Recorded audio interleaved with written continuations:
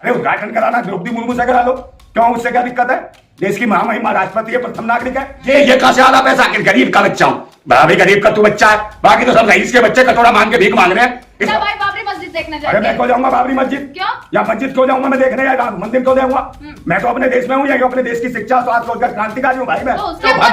Madam ये जो भगवा सी लपट उठ रही है, कहीं मेरी भारत माता जल तो न जाएगी? हम क्रांतिकारी हैं, क्रांतिकारी। नमस्कार, मैं दामिनी शर्मा। सजग भारत में एक बार फिर से आप सभी का स्वागत करते हैं। देखिए, सर्दी का मौसम है और इस सर्दी के मौसम में गर्मा गर्म खबरें जो है वो निकलती जा रही हैं। एक तरफ देखेंगे कि देश में भव्य राम मंदिर का उद्घाटन हो रहा है। 22 जनवरी 2024 का वो दिन होगा जब राम मंदिर में रामलला विराजमान हो जाएंगे और भव्य मंदिर बन रहा है। वहीं दूसरी तरफ देखें तो देश भर में आंदोलन की भी पूरी भरमार नजर आ रही है। कहीं छात्रों का आंदोलन है तो कहीं ट्रक ड्राइवरों का आंदोलन है। इसी के साथ 2024 के चुनाव भी नजदीक है। अब खबर ये है कि देखिए क्या होने वाला है। भारत जोड़ो यात्रा के बाद राहुल गांधी भारत न्याय यात्रा निकाल रहे हैं। ये सभी ऐसी तमाम चीजें हैं जो इस वक्त देश भर में चल रही हैं। देखिए, काफी समय बाद जो है नरेंद्र नंदा भाई राजपूत हमारे साथ आज मौजूद हैं और तमाम मुद्दों पर बातचीत करेंगे। परंतु आज जिस मुद्दे पर बातचीत करने वाले हैं वो रहेगा भव्य राम मंदिर का मुद्दा, क्योंकि इनकी कई वीडियो में आपने देखा होगा कि विरोध आपने जताया है। हमने देखा जिस तरीके से कि कई सवाल आपने खड़े किए हैं राम मंदिर को लेकर, राम मंदिर के उद्घाटन को लेकर। तो आप हिंदू नहीं है या आपको राम मंदिर से कोई दिक्कत है, ये थोड़ा सा जनता को क्लैरिफाई कर दीजिएगा एक बार। मैडम, पहला नंबर तो है प्रधानमंत्री का काम होता है शिक्षा के केंद्रों का उद्घाटन करना। हाँ। है और स्वास्थ्य केंद्रों का, रोजगार के कार्यालयों का, ना कि मंदिर मस्जिद के उद्घाटन करने का।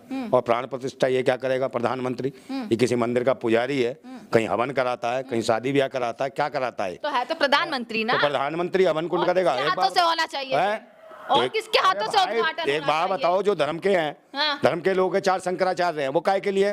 धर्माचार्य को करना चाहिए, इनको करना चाहिए। ये करेगा उद्घाटन। आपको इस चीज से दिक्कत है कि नरेंद्र मोदी के उद्घाटन कर रहे हैं? आपको दिक्कत उस चीज से है कि राम मंदिर क्यों बन रहा है? बिल्कुल बिल्कुल, राम मंदिर। यार एक बात बताओ, पहले रोजी रोटी चाहिए, रोजगार चाहिए, हमें क्या मिल रहा है बताओ? राम मंदिर से रोजगार से क्या मिल, कहाँ रोजगार मिल रहा है बताओ? तुम्हें मिला क्या रोजगार? लाखों करोड़ों जो है वो मजदूर काम कर रहे हैं वहाँ पर जब राम मंदिर बनेगा तो कितनी रेडी पटरी वालों को रोजगार मिलेगा? रेडी पटरी तो है ही नहीं मैडम, वहाँ तो जमीनें छीन ली है लोगों की, किसानों की, मजदूरों की, गरीब लोगों की। हाँ, वहाँ ये इसलिए कर रहा हो रहा, सारी जमीनें छीन ली। मैंने एक बात बताओ, ईश्वर कौन है? ईश्वर तो सर्वशक्तिमान है। तो भगवान राम कुछ नहीं है क्या? मैं वो तो कह रहा हूँ जो कल में बसा है। हाँ। और ये वो लेके आए, कौन लेके आए? ये राम को लाया। ये कहीं राम के छुपा हुआ था? तो ले आती कांग्रेस की आती फिर। कांग्रेस ने तो अपने वकील खड़े कर दिए मैडम एक बात बताओ, मुझे बताओ ना, तुम कांग्रेस और भाजपा इसी में लगे हो, राम राम राम। राम क्या खो गया था कि बच्चा था? आपको इस चीज से दिक्कत है कि राम को लाए हैं, ये शब्द भी ना बोले जाए। भाई ये कहो, हनुमान से तो माला डलवा रही, और कोई डलवा लेता तो आस्थाओं को ठेस लग जाती। हनुमान इसका स्वागत कर रहा है, क्या मजाक बना रखा तुमने धर्म का? और तू करेगा प्राण प्रतिष्ठा? जो सबको प्राण फूकता हो, जो ईश्वर परमात्मा, उसमें प्राण तू डालेगा बे? राम मंदिर में क्या जरूरत है जाने की? अरे राम तो कलकड़ में भाई, ये तो आस्थाओं का खेल है। अरे जाना जरूरी है, देश विदेश से आ रहे भाई, उनके हराम का पैसा होगा, मेरे पास तो नहीं है। बाबरी मस्जिद देखने जाएंगे क्या फिर? नंदा भाई बाबरी मस्जिद देखने जाएंगे? अरे मैं क्यों जाऊंगा बाबरी मस्जिद? क्यों? या मस्जिद क्यों जाऊंगा मैं देखने? या मंदिर क्यों जाऊंगा? मैं तो अपने देश में हूँ, या अपने देश की शिक्षा स्वास्थ्य रोजगार क्रांतिकारी हूँ भाई मैं। तो उसकी बात कर रहे हैं, आप भी एक धर्म से जुड़े हुए हैं। कौन सा धर्म है? मैं किसी धर्म से नहीं जुड़ा। मेरा धर्म है राष्ट्र, मेरा देश, मेरा मुल्क। समझे? बहन बेटियों की इज्जत सम्मान, ना हमें मंदिर चाहिए ना मस्जिद चाहिए, हमें देश की बहन बेटियों की इज्जत चाहिए, सुरक्षित चाहिए। उसकी लड़ाई है, उसके हक और अधिकारों की लड़ाई है। अरे उद्घाटन कराना द्रौपदी मुर्मू से करा लो, क्यों? उससे क्या दिक्कत है? देश की महामहिमा राष्ट्रपति है, प्रथम नागरिक है, उससे कराने में क्या भाई? उससे दिक्कत होती है? ना संसद भवन का उद्घाटन, ना मंदिर का, ना किसी का। और इनको लाल कृष्ण आडवाणी को नहीं बुलाया? पार्टी के वरिष्ठों को सम्मान नहीं दे पाते, जो खुद इनके भीष्म पितामह थे। और वो जो थे मुरली मनोहर जोशी, जो स्टेट अध्यक्ष थे इसके भाजपा के राष्ट्रीय अध्यक्ष, वो उन्होंने कहा भाई मुझे बुलाओ। कहले नहीं, आप विरुद्ध हो गए हो। अब विरुद्ध हो गए, विरुद्धों को सम्मान नहीं है तुम्हारी पार्टी में, और तुम अपने आप को खेला दिखाना चाहते हो। एक से एक महान नेता थे जो इनके लिए आंदोलन किए। इसका क्या योगदान है भाई राम मंदिर में? बताओ। मोदी का ये क्या योगदान है? फिल्म एक्टरों का क्या योगदान है? और उसका क्या योगदान है? माधुरी दीक्षित का है। माधुरी दीक्षित को बुला रहे, उसे द्रौपदी मुर्मू को बुलाने में क्या है? द्रौपदी मुर्मू को नहीं बुलाना चाहते? आपको पता है उनको बुलाया या नहीं बुलाया? हाँ, नहीं बुला रहे भाई। अरे हमें पता है कि नहीं बुलाया, क्योंकि वो है क्या, दलित है, आदिवासी है, काली है, सबको बुलाया है, यहाँ तक कि सोनिया गांधी को बुलाया, अरे भाई अखिलेश यादव तक के सोनिया गांधी तो दीदी है इनकी। अच्छा, हाँ, इनकी तो अम्मा है, यही भारत माता है इनकी। भूतनी वालों की दोनों मिले हुए कांग्रेस बीजेपी वाले, वो ताला खुलवाती है, ये आंदोलन करता, वो ईवीएम लाती है, ये ईवीएम से घोटाला करते, ये दोनों एक है। किसको ओवैसी को, ओवैसी की ऐसी तैसी बता है। हम तो राष्ट्र की बात करते हैं, हम मानते भगत सिंह को, राजगुरु को, सुखदेव को, अशफाकुल्लाह खान को, चंद्रशेखर आजाद को, नेताजी सुभाष चंद्र बोस को, ऐसे ऐसे महान नेताओं को, रानी लक्ष्मीबाई को, बंटीबाई को, झलकारी बाई को, इनको मानते हैं जिन्होंने देश के लिए शहादत दी, देश के लिए लड़े। वो आज देखते होंगे कि धर्म मजहब के नाम का जो पाखंड बचा रखा है। फिर मैं कहता हूँ ये जो धर्म मजहब के पाखंड का जो धुआं सा उठ रहा है, ये जो धर्म मजहब के पाखंड का जो धुआं सा उठ रहा है, कहीं मेरी भारत माता घुट तो न जाएगी, कहीं मेरी भारत माता घुट तो न जाएगी। और ये जो भगवा मैडम, ये जो भगवा सी लपटे उठ रही है, कहीं मेरी भारत माता जल तो न जाएगी। हम क्रांतिकारी हैं, क्रांतिकारी, दिल में आग और हाथ में क्रांति की मसाल रखते हैं, दिल में आग और हाथ में क्रांति की मसाल। वो भगवाधारी ततैयो, नौटंकी पाखंडी ततैयो, तुम क्या मेरी भारत माता को जलाओगे? अगर क्रांतिकारी की मसाल के आगे आओगे, जल के राख और खाक हो जाओगे। हम हैं क्रांतिकारी। आप बार बार बात करते हैं मैं क्रांतिकारी हूँ, मैं मणिपुर की महिलाओं के साथ हूँ, मणिपुर में ये हुआ। नंदा भाई राजपूत कितनी बार उतरे हैं मणिपुर की महिलाओं के लिए, कितनी बार इतने आंदोलन हुए, मणिपुर के लोग जो है जंतर मंतर पर बैठे हैं, आप कितनी बार गए? मैडम इतना चिल्ला रहे हैं, जितना ये गला देखो ब्लड तक आ गया मुंह से। यहाँ पर चिल्लाने आवाज ही तो बुलंद करनी पड़ती है। और उनको पूछो पूरे देश को जो मुंह बंद करके बैठे, न्याय नहीं दिलवाते देश के लिए, बोल नहीं सकते, चू नहीं निकलती, और लास्ट में आते कोई यात्रा निकाल रहा है, इंसाफ यात्रा, न्याय यात्रा पे बुझाए जो कलेक्टर हो क्या हो, है काय की न्याय यात्रा? पहले तुमने शासन करा क्या दिया था? तुम सही रहते तो ये आते क्या डकैत? वो चोर थे, डकैत आ गए, तो चोर और डकैत लूट रहे हैं देश को।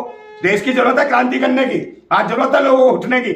यहाँ जरूरत है मंदिर और मस्जिद की जरूरत नहीं है, यहाँ जरूरत है बहन बेटियों की इज्जत बचाने की, स्वाभिमान बचाने की, सम्मान बचाने की। आज जो कहते हैं ये नेता, ये जो कह रहे हैं आपके प्रधानमंत्री कि हम भाई देश के लिए हम ये उद्घाटन कर रहे हो, 87 करोड़ भुखमरी कंगाल में खुद अपने आप लिखा रहे हैं बड़े बड़े पोस्टर कि 87 करोड़ लोगों को 4 किलो चावल, 4 किलो गेहूं देते हैं, 4 किलो सूखा गेहूं भर सक लेंगे, चावल खा लेंगे ऐसे ही कच्चा, उसको उबालने के लिए सिलेंडर भी चाहिए, तेल मसाले भी चाहिए, सब्जी भी बनानी है, वो कहां से आएगा?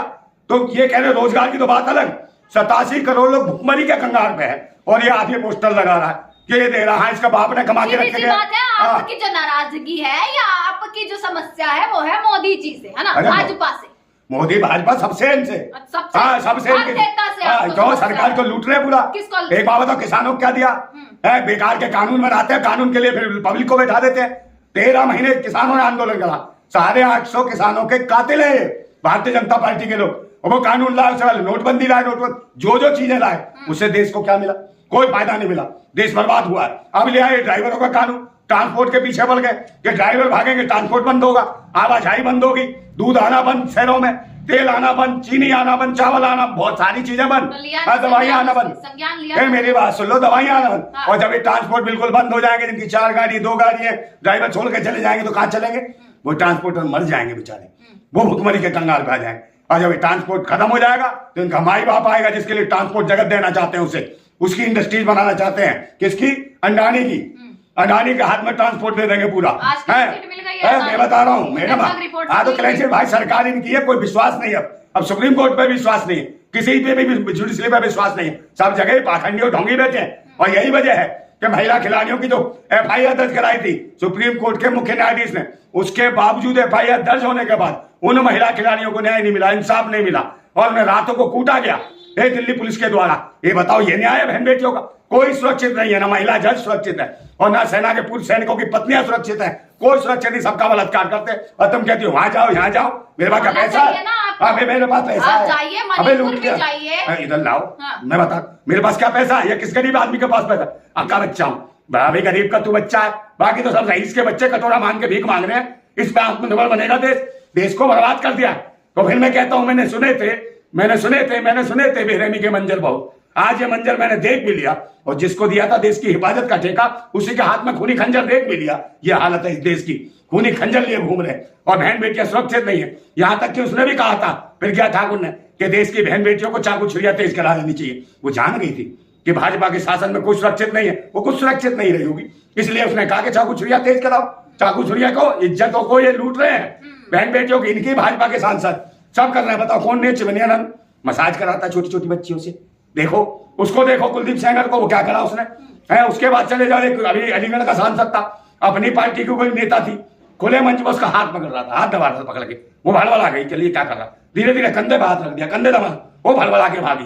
पहले मोदी जी का तो बेटी बचाओ बेटी पढ़ाओ नारा हालत है इनके शासन में, सब उठाए गिरे लुच्चे लफंगे, बलात्कारी अत्याचारी आतंकवादी टाइप के लोग बैठे हैं। और ईवीएम को हटाना पड़ेगा। ईवीएम बताओ, इधर सुनो मैडम, ईवीएम को हटाना हो। ईवीएम का मतलब है इलेक्शन बेईमान मशीन, इलेक्शन बेकार मशीन, मेरी मैडम, इलेक्शन बेकार मशीन, इलेक्शन बर्बाद मशीन, इलेक्शन भ्रष्टाचार मशीन, बात तो चिंगारी उठती है ना भैया, कुछ ना कुछ तो बहाने आप, इलेक्शन बलात्कार मशीन, ये है ये मशीन, समझे नहीं? और मैं कह रहा हूँ जब तक रहेगी इलेक्शन बेईमान मशीन तब तक बैठे रहेंगे पाखंडी ढोंगी ये कमीन, देश की बेच देंगे ये जमीन, पूरे साल चुप बैठेंगे, पूरे साल ईवीएम पर सवाल नहीं उठेंगे, परंतु जैसे ही चुनाव आते हैं और इनके मुताबिक चुनावों के नतीजे नहीं आते तो तुरंत ये सवाल उठाते हैं कि ईवीएम में जांच करो। ये पत्रकार भी है वहाँ की, आईटी सेल की, पत्रकार की भाजपा आईटी सेल की, मेरी बात सुनो, इधर आओ मैडम, मेरी बात सुन लो। अभी देख लो, बनारस हिंदू विश्वविद्यालय, बनारस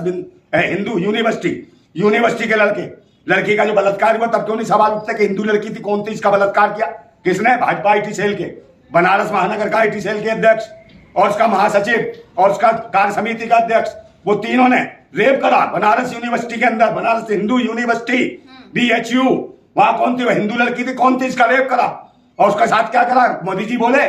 कोई नहीं बोला, क्योंकि बलात्कार अब तो इनके शासन का, इनकी पार्टी के लोग हैं, वो भाई इन्हें कौन सजा देगा? इन्हें तुरंत गोली मार दो, कहले जो कानून लाए कि महिलाओं के साथ मॉब लिंचिंग करेगा, कोई कुछ करेगा तो तुरंत उसे फांसी दे दी जाएगी। क्यों नहीं देते इनको फांसी? दो, और कुलदीप सेंगर जैसे लोग बच जाते हैं, ब्रजभूषण जैसे लोग बच जाते हैं, ये क्यों बच रहे हैं भाई? महिला खिलाड़ी परेशान हुई ना, तभी तो उन्होंने इस्तीफा दिया खेल से और संन्यास लिया और रोके गई कैसे कैसे।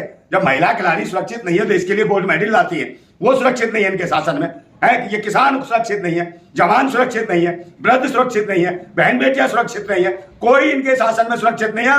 ड्राइवरों के पीछे पड़ गए भाई, ड्राइवरों को मारने पर तुले, वो मेहनत करते हैं, रात दिन 24 घंटे काम करते हैं, उन्हें बर्बाद करने पर तुले हुए हैं। और कानून पास करा दिया और कहते हैं कि नहीं अभी हम लागू नहीं। अबे कानून तो पास हो गया, कानून दोबारा लाओ ना विधेयक, उसे कैंसिल करो, समझे? आवाज उठाओ और कैंसिल करो, राष्ट्रपति से साइन करा लिए। ऐसे ही इन्होंने ईवीएम के लिए कराए हैं।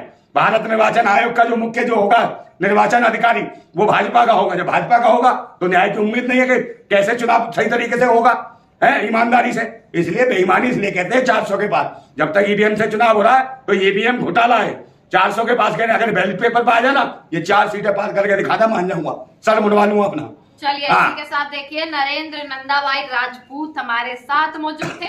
राम मंदिर के विषय पर चर्चा हुई है और बोला भी है कि भाई राम मंदिर नहीं जाने वाले हैं, परंतु मोदी जी की बात मानते हुए 22 जनवरी को जो है वो दिए जरूर जलाऊंगा। मैं दिया काय का जलाऊंगा? देश का दिवाला निकाल दिया दिवाली में। अरे दिवाला काय का? अबे बहुत नहीं का पागल होकर लाइट जल रही है, जबरदस्ती दिए जलवा रहा, तू पागला है क्या? बिल्कुल दिया, देश का दिवाला निकाल दिया। दिवाली पे जो वहां प्रयागराज में तो दिए जल रहे थे, वहां छोटी छोटी बच्चियां जिनके तन पे कपड़े नहीं थे, बेचारी क्या कर रही थी? वो तेल की बातियों में से तेल निकाल रही थी और उनमें बोतलों में भर रही थी, ताकि उनके घर में रोशनी आ सके, उनके घर में भाजी तरकारी बन सके तेल की। जिन्हें तेल नहीं नसीब, वो बेचारी और कह रहा विश्वगुरु बन रहा। छोटी छोटी बच्चियां, अरे छोटी छोटी बच्चियों को तेल नहीं दे पा रहे, यहाँ दिए जलाओ। अबे दिए तू दे के गया, तेल दे के गया, कहां से वो ले आएंगे? 87 करोड़ लोग जिनके घर में चावल और गेहूं दे रहा है, तेल तू दे गया, दिया दे गया भूतनी के? ये बता, दे के जा, जलाएंगे दिया है? भगवान देश का दिवाला निकाल दिया इसने। पाखंडी है, ढोंगी है, नौटंकीबाज है, पनौती है, प्रवचन मंत्री है, समझे? आक्रोश तो है ही, पूरा जोश है देश की जनता को। और ऐसा ना हो कि मैडम अगर जबरदस्ती आ भी गए ना तो देश की जनता कूटेगी भी बहुत। भूतनी वालों ये ध्यान रखना, भाग से फिरोगे ना, सुरक्षा ना, कोई नहीं बचा पाएगा तुम्हें, क्योंकि देश की 140 आवाम जब बिगड़ेगी ना, 140 करोड़ आवाम, तो तुम्हारा पता नहीं लगेगा कहां पर तुम्हें बसा देंगे, भागने भी नहीं देंगे, सड़क की नहीं। सिर्फ पूरे 10 सालों में नौटंकी चली है, 10 साल बुरा हाल, बहन बेटियों को कर दिया मार मार के लाल और सबको कर दिया देश को कंगाल, तुम हो बेकार। चलिए इसी के साथ देखिए, तमाम खबरें जो है आप तक लगातार पहुंचाते रहेंगे। तमाम मुद्दे हैं इस वक्त देश भर में। 2024 जो है वो लग चुका है, इस 2024 में भैया क्या होने वाला है, तमाम ऐसे बड़े सवाल हैं जिनके जवाब जो है वो लगातार लेते रहेंगे। देखते रहेगा सजग भारत। आपका बहुत बहुत शुक्रिया।